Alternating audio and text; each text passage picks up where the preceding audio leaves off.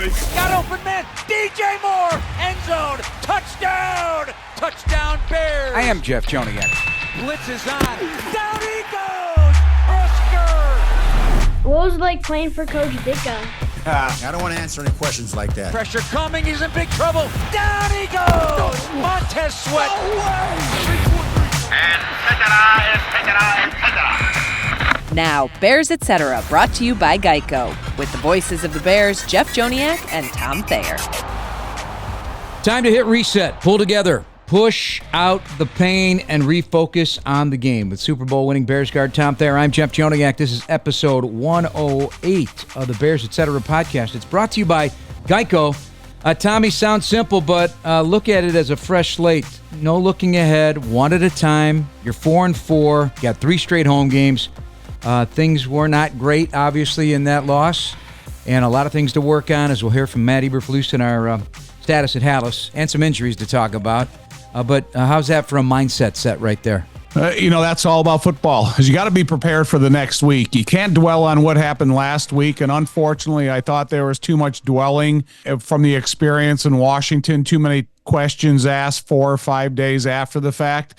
And it's the same way I look at this game. I think there's more corrections you can make off of this tape than any other tape the rest of the season. The games they've already played. Why? Because I think there was opportunities left on the field that you are very coachable from the tape that they're going to watch together. And the first thing you want to do is, if you're talking about the quarterback, or you're talking about the defensive line or linebackers, you want everybody to be in the room together, so you can tell everybody at the same time. And then they have visual evidence of what you're talking about, and then they can go and use that in the game, in practice. They can use it to try to improve.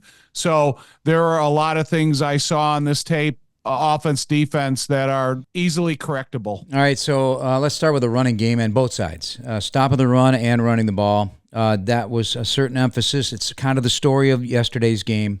And I think Matt agrees with us on that. Where are the fixables on the run game offensively, run game defensively? Well, obviously, the run game on the offense always starts with the offensive line, and I'm not, that's the fact of the matter. So it's about, Larry Bourne becoming more familiar again with Tevin Jenkins. It's making sure Matt Pryor and Darnell Wright, I don't know what his health situation are, they continue to improve together as a unit, and Coleman's got to give you what he can give you at center.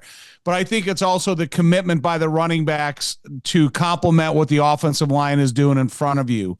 If you're having an offensive lineman pull right to left, make sure that you read that block and you stay in the most threatening position to get yards after you hit the hole. And again, we're not sitting here talking about 50-yard runs. We're talking about a certain average per run. And I think there's a lot of yards out there that the more time that this unit gets to work together, talking about the offensive line and how that filters back to the running back, and then the consistency of calling the run.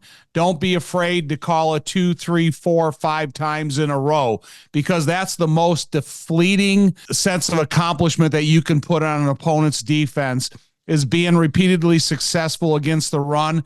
It's fatiguing, and it's fighting with their confidence.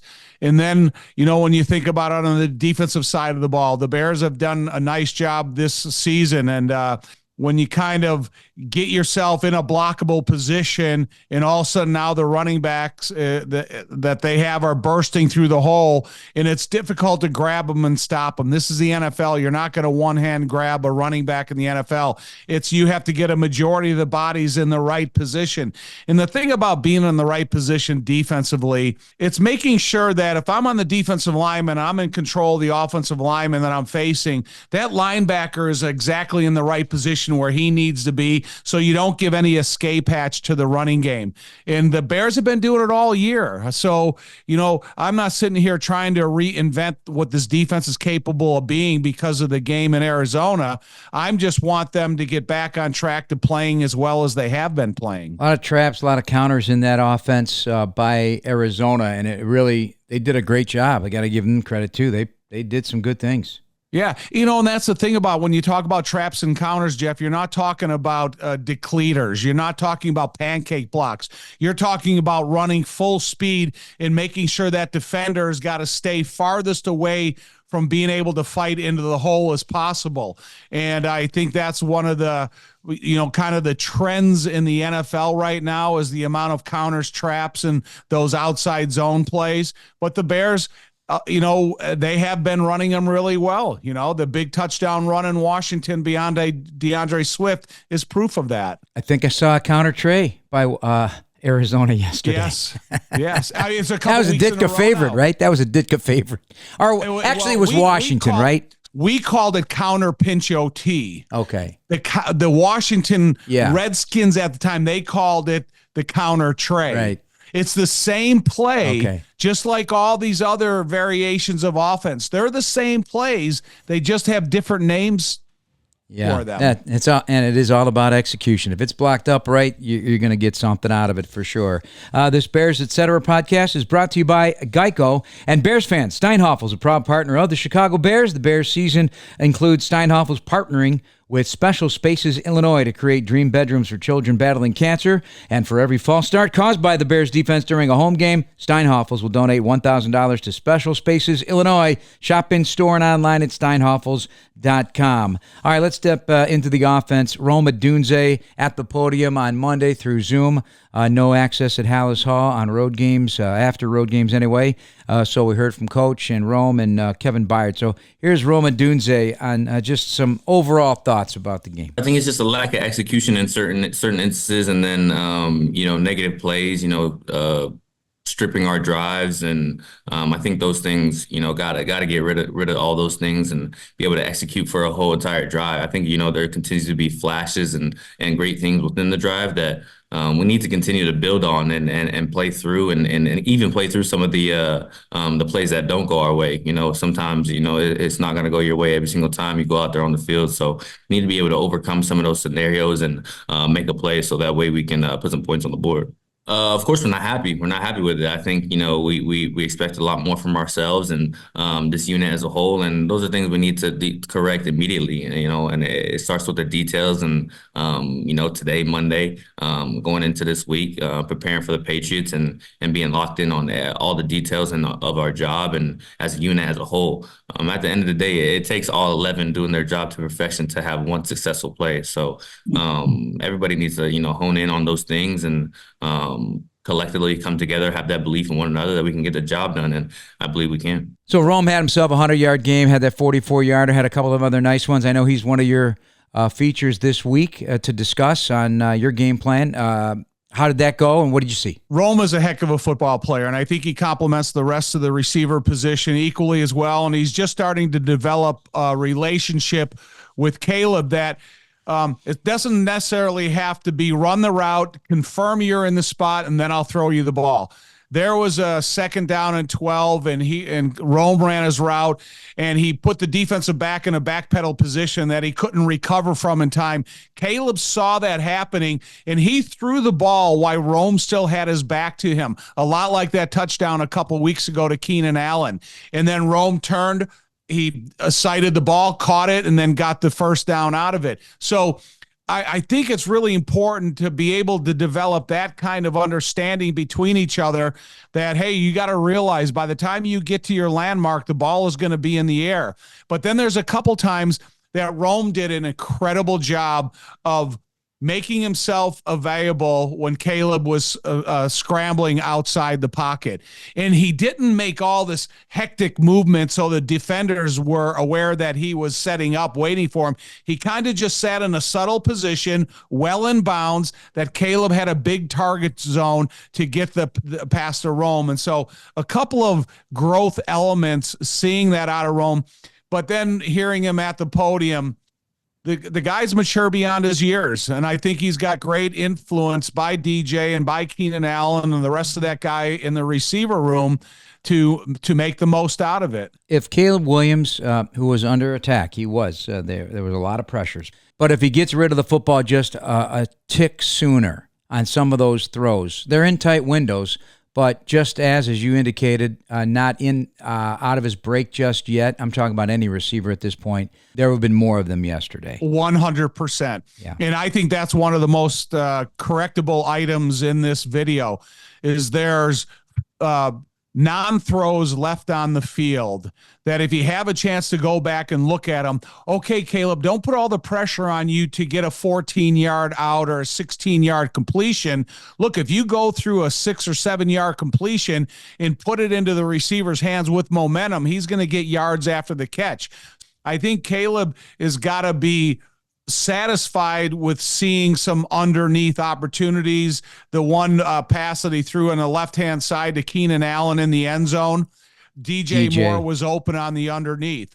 And so right there, delivered, have faith in DJ. That dude will get you everything you need. A couple throws to Cole Kmet early in the game that could have taken some pressure away from Caleb. So I'm not sitting here telling the quarterback what to do. I'm just saying, as I watch the tape, I think there's some ways that Caleb can really help himself and to set himself up in his offensive line more in a comfort, confident zone by making completions. It's amazing how he keeps plays alive, though. That is a superpower of his, as we saw in college. It's not that this is him. You're right.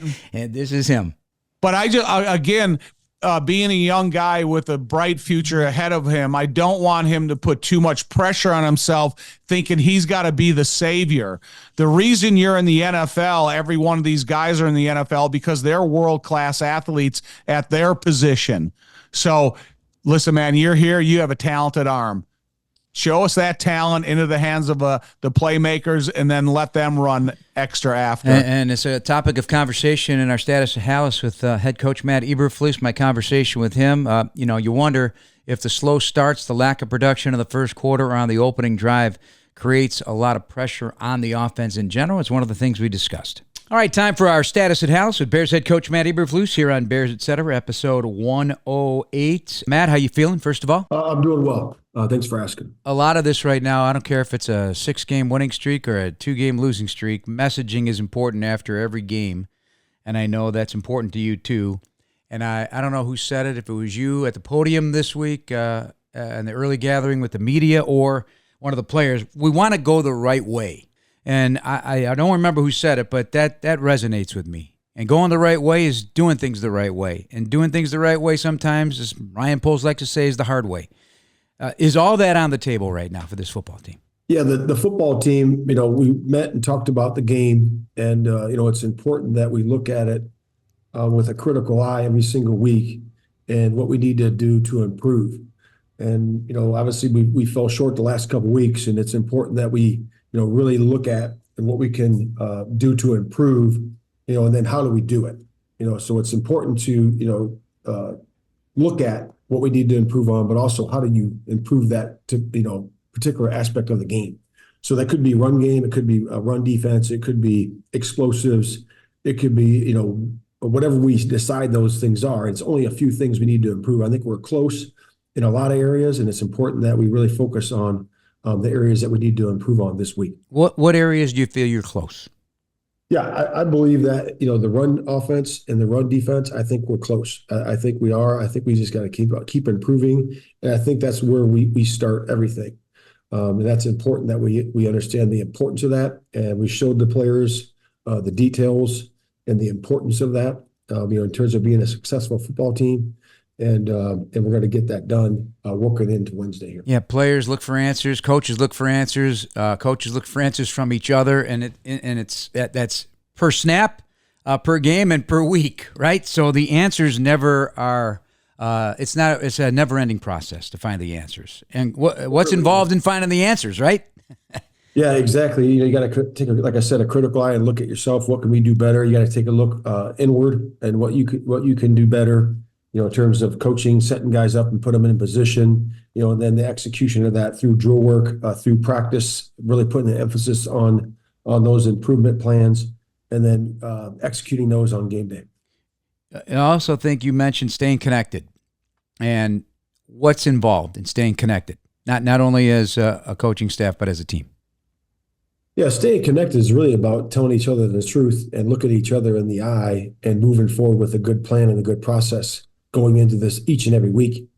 Like you said, that every week you're going to have stuff that you need to improve on, and fundamentals and techniques, and then obviously areas of your football team. And we have to do a really good job of focusing on those and going through the process and the plan to get that done.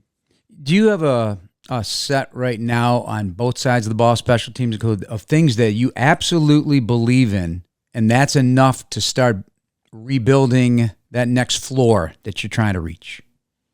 Yeah, I told the guys that, you look at what we've done to this point, and again, we've won four and lost four, and it's important that we understand where we are. So we've played some good football. We've done some good things, and we got to make sure that we're keep doing those good things. One of those is the football. We've taken care of the football.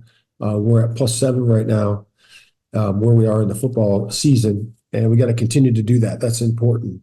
The other thing that we've done a really good job of in terms of on the defensive side is affecting the quarterback. We've done a good job of that with the sacks, pressures, QBR rating, and all those. We have to do a really good job going forward with our offense of once we get in the scoring position to making sure we take no negatives, albeit by penalty, sack, or just tackle for loss. So we got to make sure we keep doing that, because the numbers bear out when you don't take a negative play in the scoring zones. You score at a higher rate, with the field goals, and then obviously punching them in for touchdowns. Once we get to the red zone, we've been solid on both sides of the ball in terms of the defense, in terms of punching in their red zone TD percentage. We've been solid in that. Top 10 in the league, top 5 in the league in that regard. So we just got to keep doing that well as we go forward. What would it do you believe, for this team, let alone the offense, to actually put it in the end zone on an opening drive and start hitting it hard in the first quarter with success? Because maybe there's some pressing going on as it's a swing and a miss and trying to get it like that opening drive. That was a good opening drive, but then the setbacks, like you just mentioned, the negative plays, that ruined the drive. Yeah, there was a lot of good plays in there. We did a lot of good things in that first drive. We just got to, again, keep a clean operation, with our cadence, with the timing, with getting the calls in and out, making sure we're good at the line of scrimmage, and then execute, and that's a big part of it. And, staying committed to the run game too. We got to make sure we stay committed to the run game throughout. I talked to the offensive staff about that, talked to the players about that in the team meeting. And we always got to be committed to that and stay towards that. Like, that's our foundation. So we got to make sure we do that too. How did you feel, because the pressure was significant from Arizona, the pressures were adding up? How did Caleb respond to that, in your opinion, and what your conversations were with him today? Yeah, just stay in the flow. There's going to be, when you bring exotic pressures from one side to the other, there's going to be some guys, and I thought he handled it in terms of guys running free, and he dotted a couple people a few times, and we just got to really do a good job of staying on that, in terms of protection and knowing where your hot throws are when somebody does come free, if that's the case with that particular protection. Now, man, you talked about the ball, and I know that's your number one, right, on both sides, but just taking a glance at the division, this is nuts. Like, Green Bay, Detroit, Bears, and Vikings are the top 4 takeaway teams in the NFL. I mean, there's some tied with the Bears and Vikings, but you're going to have to value the ball here more than ever. And the rest, San Francisco in that mix too. I know it's looking ahead. You don't like to do that. I don't either, but it's going to be critical. Yeah, it always is critical. It's something that's number one in our minds, every single day. So it's going to be critical. It's about winning football and, honoring the football, locking it up, taking care of it on offense, and going get out on defense and special teams. We got to be good there too. All right, let's talk about some of the guys that have not played a lot this season, if at all. But I'm going to start with Reddy Stewart. I know we talked, and I gave my thoughts on him. I loved the way he played from the moment he got here in minicamp. And to see him out there in a prominent role in nickel, which is a tough position, let alone somebody who hasn't played an NFL game in the regular season. And he went out there and made the most of his 18 snaps that Peanut Punch had to make you. It had to tickle you a little bit. No, it was great, and he did that all the way through training camp. We saw it in the preseason games, like you said, and he did it right away. So again, that's what he does, and he's a really good ball hawk. In terms of that, he's got really good quickness. He's a good pressure player. He's put his best foot forward, and he's worked really hard to put himself in that position. So, I was happy for him and his opportunity, and he took, made the most of it. Has he been a thorn on the scout team? Yeah, he has. He has given him a great look. He's 100 miles an hour the whole time. He's got great energy, great technique. He's worked himself, into being a good player. How about this, too? Let's not forget that blitz. He blew right through the running back, the pass protector, flattened him. Oh, yeah. Yeah. Like I said, he's strong. He's got real good instincts and timing. Zach Pickens, 22 snaps. Dominique Robinson, his first snaps of the season, 22. I talked to Zach after the game. He was just so happy to be out there. Was very honest about his game and so forth. What did you see from both of those gentlemen? Who was the second guy? Probably Zach? Dominique Robinson. Yeah, Dom and Zach were really good. They did a solid job in there when they came in. They were really good in terms of their preparation. We're going to need everybody on the roster, and the guys have to stay ready, and be ready when we call upon them. And those guys were ready in terms of their assignments. We just got to do a really good job of mixing those guys in there. I think they can be very, very valuable for us going forward. And a lot of folks don't know a lot about Chris Williams, but he keeps showing up. And Jacob Martin had some ferocious rushes. Yeah, Jake, I was really pleased with Jacob. He did a really good job in terms of level rushing that quarterback. That's important to do anytime. But when you have a guy that has escapability like that, really good job in the run game. I thought he had a really nice showing there, in terms of run and pass. So it's really good to see that. Dating back to last year, 13 50-plus yard field goals for Cairo Santos, 2 yesterday, now 6 for the season. Just talk about his performance, because you needed those 9 points very badly. And Torrey Taylor in the punt game. Yeah, both those guys have been consistent, all the way throughout. And those guys work very hard during the week. They have their process and their plan that they implement every single week going forward, and they perform in practice. So what you see in the game is not by mistake. That's a performance that they work on during the week, and they perform during the practice, and they get it done during the game. So pleased with those guys in terms of their consistency. Absolute true and right call on the leverage penalty on Javon Dexter. And for those folks who don't know what that means, could you explain it from your perspective, what you cannot do in that position? You're not allowed to use your hands to leverage off of the blockers on the field goal team. And when you do that, when you push off and then use that leverage to gain an advantage in height to block the ball, that's illegal in the NFL. So again, it's something that once you get on the top of the back of the field goal protector, you can't use that leverage to gain a height advantage. And that's what they saw there, and that's what they called. All right, New England next. Another young quarterback, Drake May, looked good running the ball yesterday. And another player that is finding his way in this league. What can you tell us quickly about the Patriots as a little sneak peek offensively and maybe some defensive thoughts?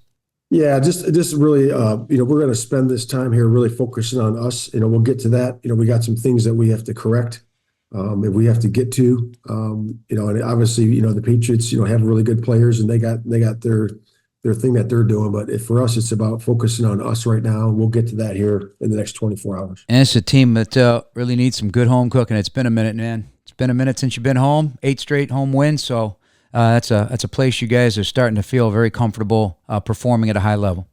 Yeah, and that's really about our fans and about that environment. They create that environment for us, and they do a really good job, and that's why we've been able to go on this run. So we're excited to be back in Soldier Field for sure with our fans. Last question. Any major concerns injury-wise, or just wait the week and see how it goes?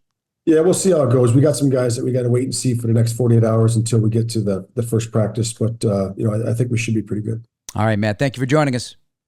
Okay, thank you. So with that being said, that opening drive, for example, it underscored some of the issues this season with the Bears, and that's pre-snap penalties. Right now they have 22, tied for the second most in the NFL. So even if you have that and just clean that up on that opening drive, Bears are likely scoring a touchdown, and maybe things take on a whole different tone. Well, Jeff, to me, when you're talking about scoring on first drive of the game, I think that really complements the defensive coordinator, because now the defense, the first time they take the field, it's not 0-0. As soon as that defense takes the field and, okay, we're up 7-0, we're up 10-0, all of a sudden, hey, then that thing is clicking in Matt's head going, okay, I can be a little bit more aggressive here. I can send this blitz and take advantage of this lead at this point. So I think that when you talk about first scoring drives for any offense, I think it does a great thing to help the defense. And I think that's where, you can really benefit this team as much as anywhere. We got in late, so there's not a lot of time to look at New England yet, but he's going to start with what's happening in the building. What's happening on the practice field, what's happening in the meeting room. They'll deal with the game planning for the Patriots later in the week, but it's a key stretch. It's a key stretch with 3 stay-at-home games to do some damage and get yourself back propped up. You are a 500 football team, but you're in a tough NFC North, and everybody realizes that. And New England's coming in and hurting a little bit too. They've had a streak of losses here, and a young team with a new head coach trying to figure things out as well. So it will be interesting, but you got to focus on fixing the fixables. Right. Well, and then they have a young, confident quarterback he's trying to, earn his stripes in New England. He's doing everything he can possible with his feet in order to keep a play alive or try to find that completion. So when you have 2 competitive rookie quarterbacks like that, they are both in the early development stages of their career and a little bit unpredictable. So I think both defenses in this game are going to have a chance to be a little bit more aggressive than if you had, an experienced quarterback on one side of the ball. Tastes like Miller time. Celebrate responsibly. Miller Brewing Company, Milwaukee, Wisconsin. 96 calories and 3.2 carbs per 12 ounces. Let's listen in to Kevin Byard, the other speaker at the podium on Monday. The veteran safety got himself a sack. He also recovered a fumble and some good play from him overall. He takes a look at where this defense and how it needs to play moving forward. The majority, if not all the games this year, we've started slow. I know as a defense, we came out, got a 3 and out, was able to get a sack on the 3rd down through that. But, we weren't able to capitalize on that momentum and play complementary football. Obviously, we weren't able to stop the run at all yesterday. And I think that obviously allowed them to not really have to, take those shots and throw the ball like that because we couldn't stop the run. So, yeah, just speaking of our road games, we just haven't figured out how to win on the road just yet. And, when you go on the road, you have to pack a good defense, a good run defense, and you have to start fast and score points on offense. We haven't been able to do that just yet this season. And as of right now, we're a 500 team, and that's just where we are, So doesn't matter about what we expect. It's about we go out there, improve and execute on game day, what we do every single day in practice, in the meetings, in the weight room, and all the things that we do. We are going to set an expectation. We are going to set a standard, but it's about living up to that every single day. And like you said, you can set as many standards and expectations as you want to, but it has to be shown through action. Anything about Kevin? And he's Yeah. taking he's a captain. He does speak, and he speaks on a lot of experience that he can help these guys adapt to. Your work ethic and practice and how it spills over to the game, the effort that we need to give collectively and how that will help the end results. So when I listened to Kevin Byard up there, it was kind of nice to listen to the voice of a veteran leader on this football team that's made some big plays and had some big games, but it's more of what the team is able to accomplish in the long run. So I enjoyed hearing from Kevin at the podium today. And we will hear him on Thursday night, Bears Weekly, before a live audience up at Halas Hall. So Kevin, kind enough to join us for that on Bears Weekly on ESPN 1000 of the Bears Radio Network. The Geico brings you your more football stat of the day. This is what I alluded to with Coach Eberflus, Tom, and it is the takeover division. It's been that way since the beginning of the year, but just to see it in black and white, it takes your thoughts to what this division is going to be defensively for everybody involved. Green Bay with 19 takeaways, Detroit with 16, the Bears and Vikings with 15. They're tied with third with Buffalo, San Francisco, and Pittsburgh. That's your top takeaway teams are all in the division. All 4 teams in the division with over 55 points off takeaways. 4 of the top 6 teams in the league in that, including the Bears, who are a +7 turnover ratio. So as a former player in a division that you're going to have to really sink your teeth in. That will be the majority of your games left on the schedule, 6 of them. From an offensive standpoint, it probably makes you feel also good that Caleb Williams has just 1 interception in the last 5 games. So he is protecting the football. He's not fumbling the football. And this has to continue. This is a major point of emphasis, obviously. Oh, yeah. Just the improvement, the production, what this offense is capable of being. When Matt talks about making sure they keep the running game in check and continue the improvement. And I know that Chris Morgan, the offensive line coach, is shuffling bodies in and out each week, but hopefully you can settle on a group there. One thing about this division going in the second half of the season, you got to play as physical as you can possibly play as a team. Remember, they used to talk about the AFC North and how those teams in that division, they beat each other up. Well, this is what the NFC North is going to be for quite some years to come. You got to be the most physical team in your division in order to take a toll on the teams within your division when you're playing those guys. And so I think that's going to kind of tell a little bit how the season ends each year for, like I said, a period of time to come. I'm not good at math, but that's 65 takeaways and a whole lot of points off takeaways. If all 4 teams at 55, at least 55 points off takeaways, do the math. I mean, that's a couple hundred points. Well, that's vicious. Right. But that's kind of the reputation of this division. They've been a defensive division for quite a while. But now when you get to play a Jared Goff, you get the emergence of Caleb, you understand what Darnold is doing, about what J.J. McCarthy is expected to do in Jordan Love and Green Bay. I mean, this is a talented offensive division right now when it's been known as the black and blue division for 100 years. Yeah, when Tom played. Have a new or gently used coat laying around? Head to your local Jewel Osco until February 10th and donate one of your new or gently used coats to the 36th annual Chicago Bears Coat Drive. Help keep Chicagoans warm this winter. Bears have an 8-game winning streak at home. I think it'll feel good to be back on Soldier Field turf. It's been a long time. Good news, Chicago. United Airlines is getting brand new planes with all the bells and whistles like Bluetooth connectivity, screens at every seat, and room for everyone's roller bag. United, proud to fly the Chicago Bears. All right, I brought up all these guys, but any of the guys that we haven't seen much of stick out to you on tape, from the Zach Pickens to the Dominique Robinson to the Reddy Stewards, those particular players?